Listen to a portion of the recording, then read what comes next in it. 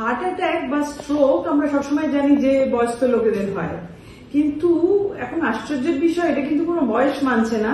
Recently কাগজে একটা ঘটনা দিয়েছে যেখানে একটা 23 বছরের মেয়ে সামান্য একটা বিয়ে বাড়িতে ডান্স করতে করতে হার্ট অ্যাটাক হয়ে মারা গেল। খুব আশ্চর্য শুনতে হলেও কিন্তু এটা কি সম্ভব।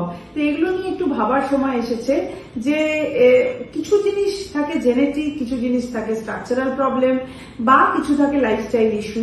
তো বিভিন্ন কিছু ইস্যুতে কিন্তু নর্মালি যে এজে এই প্রবলেমগুলো হওয়ার কথা না, তাতেও দেখা যাচ্ছে প্রবলেম হচ্ছে। ডিপেন্ড করছে যে কতদিন ধরে লোকের এক্সপোজার। যেমন ধরো যেগুলো তোমার জেনেটিক যদি কারোর থাকে, অনেকের থাকে যে অল্প বয়সে বাড়িতে অনেকেই হার্ট অ্যাটাকে মারা গেছে, তাদের একটা জেনেটিক ইস্যু আছে। তাদের আমি বলবো regular health check up, lipid profile check up, ECG ইকোর মতো টেস্টগুলো করা উচিত, যাতে বোঝা যায়। স্পেশালি অনেক সময় অ্যানজিও করতে লাগে, যে যাদের হার্ট ব্লকের হিস্ট্রি আছে তাদের কিছুভাবে ওই ব্লক হচ্ছে কিনা দেখার জন্য। তো এগুলো তো অফকোর্স তোমার ডাক্তারবাবু তোমায় সাজেস্ট করবে। কারণ মানে নর্মালি আমার কোনো অসুবিধা হচ্ছে না তাই আমি হেলথ চেক আপ করি না, এটা বলো না আর কি। তো যে কারণ হতে পারে, স্পেশালি ফ্যামিলি হিস্ট্রি থাকলে বি কেয়ারফুল, যেখানে ইয়াং পেশেন্টের হতে পারে।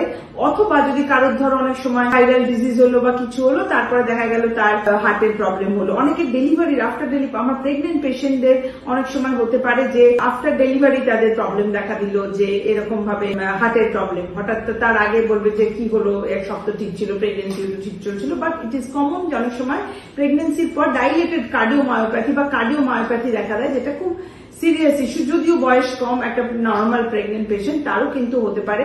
আবার অল্প বয়সে ধরো কারণ যদি এই সমস্ত লিপিড প্রোফাইল এগুলো অল্টার থাকে, যে হার্টের ভেসেলস গুলো কম্প্রোমাইজ হচ্ছে, তাতেও কিন্তু হতে পারে। তো সেইটা তোমার আমি বলবো অ্যাজ আ নর্মাল পার্সন, যতটা তুমি নর্মাল বাড়ির খাওয়া দাওয়া করবে, বাইরের খাওয়া অ্যাভয়েড করবে, রেগুলার এক্সারসাইজ করবে, বডি ওয়েট মেনটেন করবে, কম তেল খাবে, এগুলো হচ্ছে হেলথ বেনিফিট তার একটা আছে।